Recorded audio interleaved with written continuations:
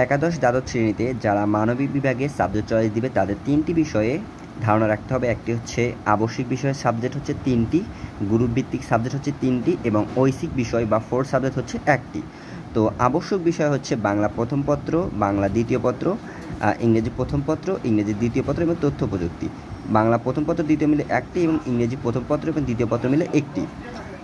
এই 3টি হচ্ছে আবশ্যিক বিষয়। এটা সায়েন্স, আর্টস, কমার্স সবার রয়েছে। তারপর রয়েছে গ্রুপ ভিত্তিক সাবজেক্ট। গ্রুপ ভিত্তিক সাবজেক্টের ভিতরে রয়েছে ইতিহাস, ইসলামের ইতিহাস ও সংস্কৃতি, ভূগোল, যুক্তিবিদ্যা, মনোবিজ্ঞান, পৌরনীতি ও সুশাসন, সমাজকর্ম, সমাজবিজ্ঞান, অর্থনীতি, ইসলামের ইতিহাস। এই সাবজেক্ট বিষয়গুলোর ভিতরে 3টা সাবজেক্ট নিতে হবে। ইতিহাস নিলে ইসলামের ইতিহাস নেওয়া যাবে না, যা তেমনি আবার সমাজকর্ম নিলে সমাজবিজ্ঞান নেওয়া যাবে না।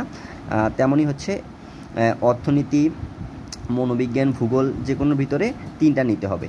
আমি সাজেস্ট করব যে অর্থনীতিটা নিতে, কেননা বাংলাদেশে অর্থনীতির উপর ভিত্তি করে অনেক সায়েন্সের সাবজেক্ট, কমার্সের সাবজেক্ট দেওয়া হয় বিশ্ববিদ্যালয়ে যখন অনার্স পড়বে। এমনকি ঢাকা বিশ্ববিদ্যালয়ে যখন ডি ইউনিট ছিল তখন মানবিক বিভাগে যাদের অর্থনীতি থাকতো না তারা ডি ইউনিটে পরীক্ষা দিতে পারতো না। তো তারপরে রয়েছে ঐচ্ছিক বিষয়, যেটা হচ্ছে 4 সাবজেক্ট। ঐচ্ছিক বিষয় রয়েছে কৃষি শিক্ষা, পরিসংখ্যান ও গ্রুপভিত্তিক সাবজেক্ট। গ্রুপভিত্তিক যেসব সাবজেক্ট রয়েছে যেগুলো 3টি নেওয়ার পর বাকি থাকে সেগুলোর ভিতরে একটি আবার হচ্ছে ঐচ্ছিক বিষয় বা 4 সাবজেক্টে নিতে পারো। 4 সাবজেক্টে অনেকে অর্থনীতি নেয়, অনেকে মনোবিজ্ঞান নেয়, অনেকে যুক্তিবিদ্যা নেয়, কেননা 4 সাবজেক্টে ফেল নাই, ওখানে জিপিএ তোলা অনেকটা ভালো হয়ে যায় তখন। তো এইটা হচ্ছে সাবজেক্ট চয়েস মানবিক বিভাগের বিস্তারিত তথ্য।